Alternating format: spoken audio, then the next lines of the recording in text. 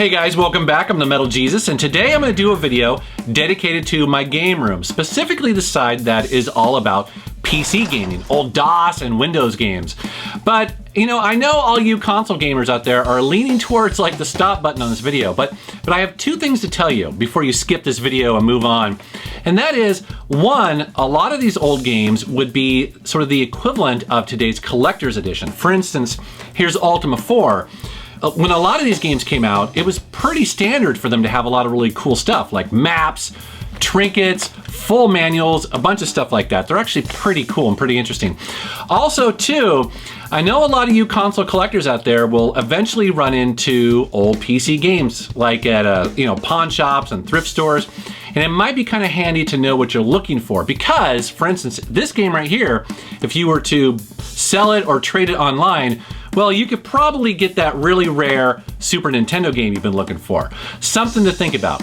Also, at the end of this video, I get a ton of questions asking how do you run a lot of these older games on modern systems. So I'm going to tell you a little bit about that, some of the tips and tricks that I use to get these to work. Let's take a look.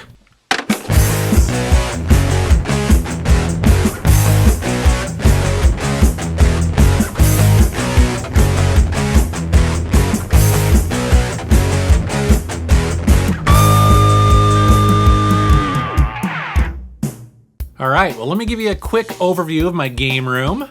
And like every good game room, mine is guarded by Ace Frehley on lead guitar. Woohoo! Now, I have about 400 PC games, and 200 of those are complete and in the box. Now, those of you with a sharp eye are gonna notice that not all of these are technically IBM PC games. And that's because I kind of keep all the personal computer stuff together.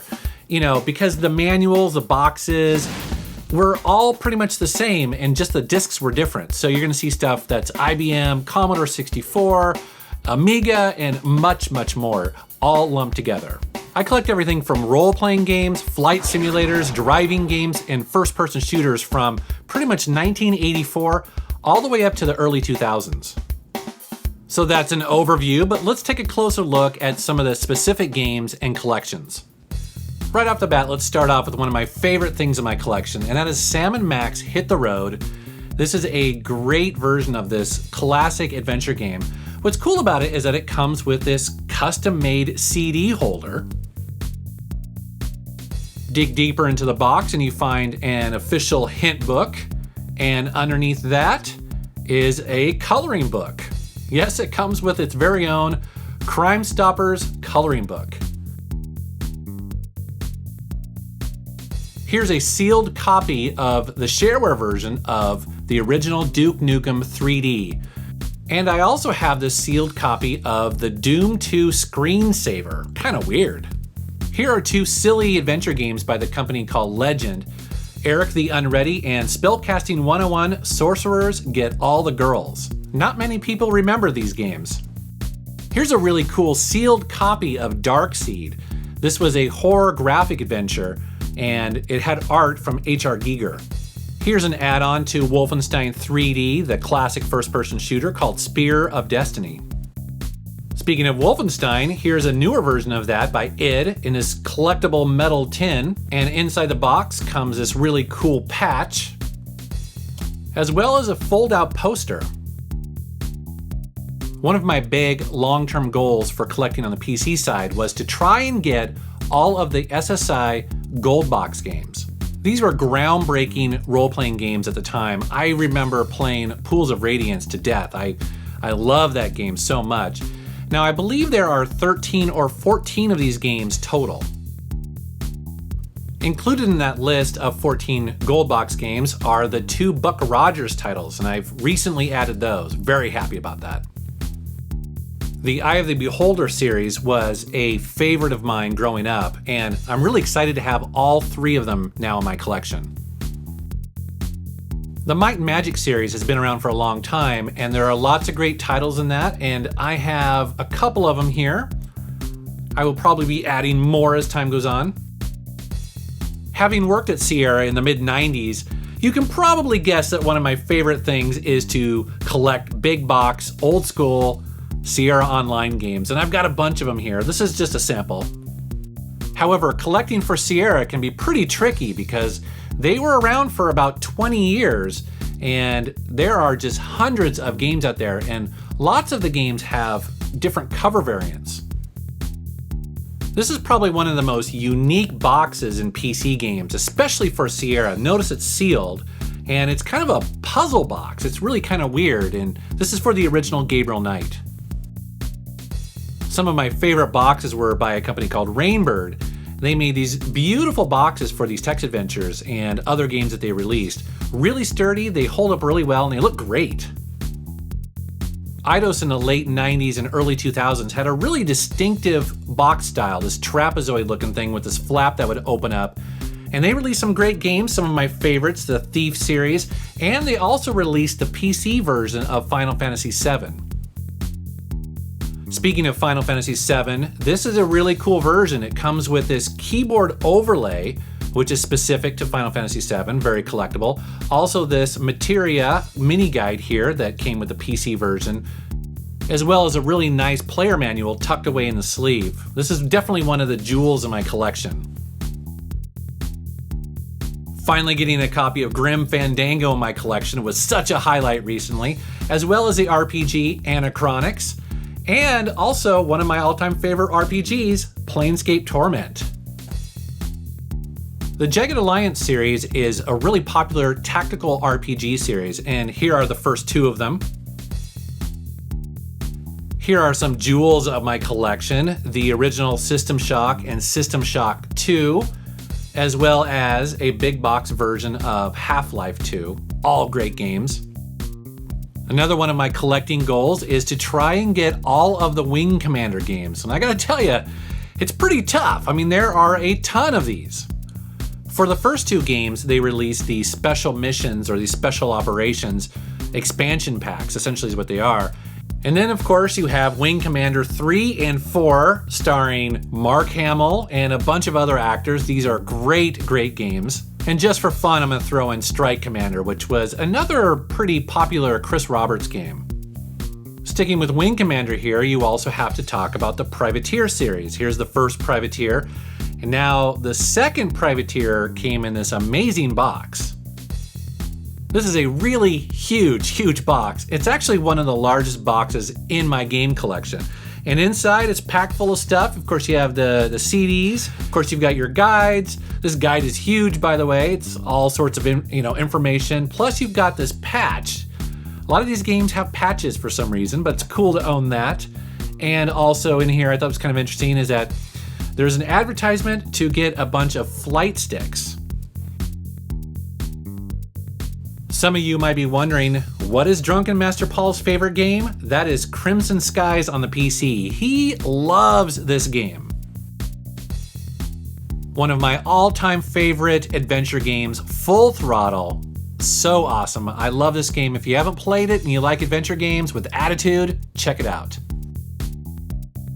Collecting Star Wars games is another passion of mine, and here is Jedi Knight Dark Forces 2, as well as the TIE Fighter games. These are my favorite Star Wars games. I love TIE Fighter, so amazing. And you have TIE Fighter and also the expansion pack. When I was in high school with my Commodore 64, I loved playing the Bards Tale games, and I have the first 3 of them right here. The Infocomm text adventures had some of the best extra stuff added to the box, or as like they used to call it, feelies. In the Hitchhiker's Guide to the Galaxy here, there's some really funny stuff, including peril-sensitive sunglasses that you can't see through, of course, and a microscopic space fleet and a bunch of other stuff. In the Leather Goddess of Phobos, you have a full-color 3D comic book built right into the front of it, as well as 3D glasses, maps, a bunch of stuff. I mean, these are some of my favorite games in my collection simply because they're so much fun. I mentioned Ultima IV earlier in my video. Well, here is the rest of my Ultima collection, including the second trilogy box here, which has 4, 5, and 6. Comes with all of the original cloth maps, a little trinket, as well as all the books that you need to play all the games. It's definitely a very cool compilation. Ultima VII, the Black Gate, is a very ominous looking box, very cool. And then they released 3 expansion packs for this. I have one of them called the Serpent Isle, as well as the complete Ultima VII, which has all 3 of them built in. After that, you had Pagan, which was Ultima VIII, and here is the publisher's choice version of that. And then also Ultima IX, and this is probably my favorite version of Ultima IX because it has this really cool opening lid with these great graphics and stuff like that. So the Ultima series always had a lot of fun extras, a lot of quality. Here are some really old and kind of obscure games that you just don't really hear about that often, and you know, honestly, I don't know if they're any good or not. I've only played a handful of them, but they always have really interesting covers, and so that's one of the reasons why I like to have them in my collection. Probably the most collectible version of Half-Life 2 is this big collector's edition box here. Now, the reason why it was so big is because it came with a strategy guide as well as a t-shirt. Now, unfortunately, I don't have the t-shirt. I got this used, but everything else is in the box. I remember losing hundreds of hours playing the Baldurs Gate series, and it's cool to have these big box versions in my collection, as well as the Icewind Dale series. I've mentioned it before, but while working at Sierra, I was actually in a video game. I was in Shivers 2. I played the guitarist in this rock band, and here is an unopened copy of Shivers 2. I believe this Space 1889 is based on an old school pen and paper RPG. And then Redguard is one of the more obscure games in the Elder Scrolls series. Some of my favorite games that Sierra published were by a company called Dynamics. Here are 2 classics. And then, not many people remember that Dynamics also created the very first MechWarrior game that Activision published, and here it is. Speaking of MechWarrior, here is MechWarrior II and its expansion packs. Not made by Dynamics, but these were still great games. And then you have the 3rd game here, which was published by Microprose, but I don't think I've ever played it. The game F19 Stealth Fighter was actually released before the public knew what the F-117A actually looked like. So here are both versions of essentially the same game. The Civilization series is one that I've lost hundreds of hours to. I absolutely love it to death. And then here's a shooter that I really like called Shogo Mobile Armor Division. This is an anime-inspired first-person shooter. A driving game I used to play a lot as a kid is Test Drive 2 The Duel, and then later the same developer went on to create Stunts, which is a fantastic stunt driving game. Here's one of my favorite things in my collection. It's this massive Diablo II Collector's Edition, and you're probably saying, what's the big deal? Well, this game really goes all out. In addition to the game discs, there's also a soundtrack, which I have here unopened, as well as all of the in-game movies remastered for DVD. But wait, that's not all.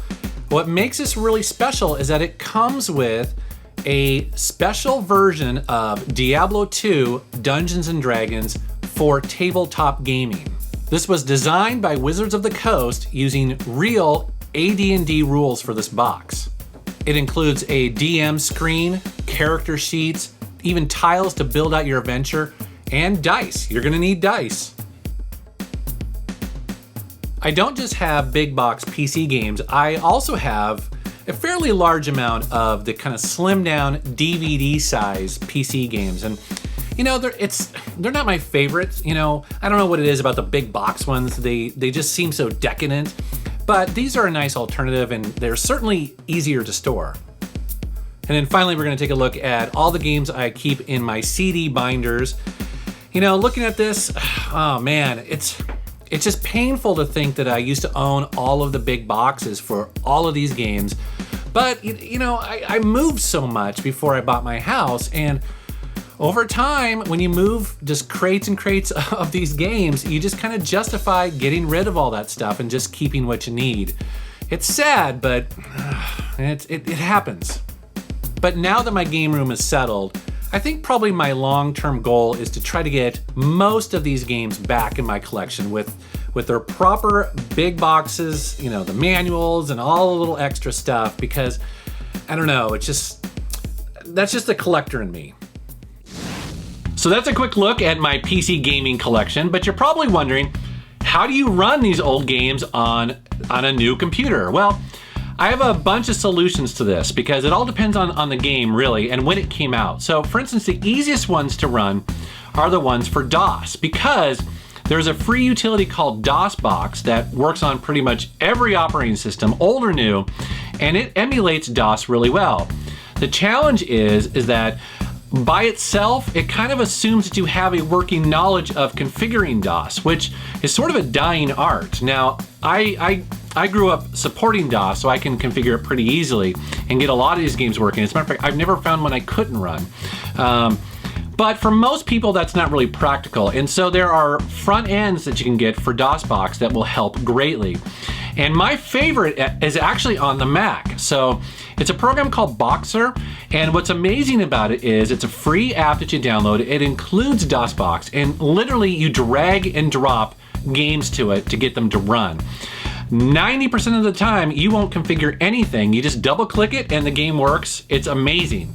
And I know there are front ends for Windows as well. So you can basically just do Google searches. You can find a bunch of that stuff. So DOS is easy. Now, when it comes to Windows games are a little tricky because, especially at the end of the 90s and the early 2000s, getting those to work on modern systems can be a real challenge. That's why I keep a working Windows XP machine right down here. So this is a machine that has never been on the internet. It runs, I believe, Service Pack 1 of Windows XP, and that's it.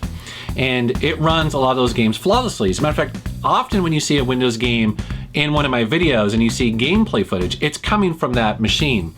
Now, there's another solution that I wanted to talk about, and it's one I've used before, and that is using a virtual machine. So there are free applications out there that you can download to basically take a real version of Windows and install it on your modern computer, whether it's Mac or Linux or even Windows 7 or Windows 8 or 9 or whatever.